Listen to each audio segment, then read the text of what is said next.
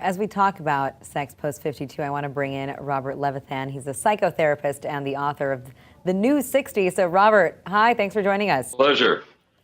Have you heard stories like Lynn's before? Do you think that this is perhaps all too common?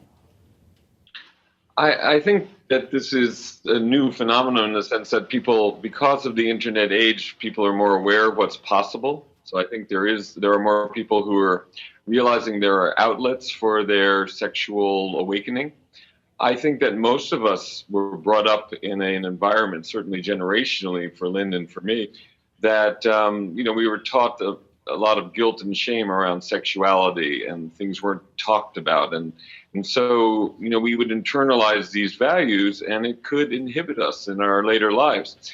And as there often is a moment or a period in our lives when we say, well, what am I missing, or what do I really believe?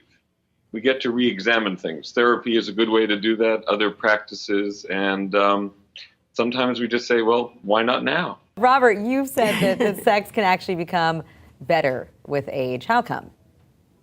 Well, I think we have the opportunity to free ourselves from our inhibitions. I certainly am someone who my sex life was better in my 40s than my 30s, better in my 50s than my 40s, and now better in my 60s than before, because I'm freer. I have dropped away some of the layers of shame that come with being, a good boy. In my case, like Lynn, a nice Jewish boy.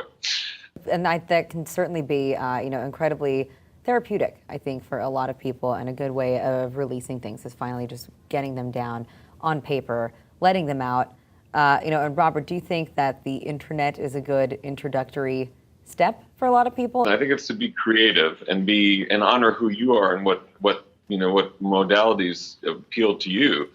The internet is now available. Lynn, one of the things I liked about what Lynn has said, and little I read from an article she wrote, was that porn was one of the portals for her. And I think porn gets a bad rap, and it can be extremely useful to use porn, which is available for free online, in order to see what's out there, to be inspired.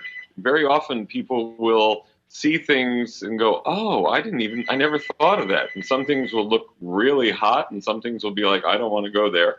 But it's a way of opening up, and then we can explore. But I think, again, that's a word that Lynn used. It's about exploration, creativity, openness, and realizing that sex can be about fun, too. Have fun.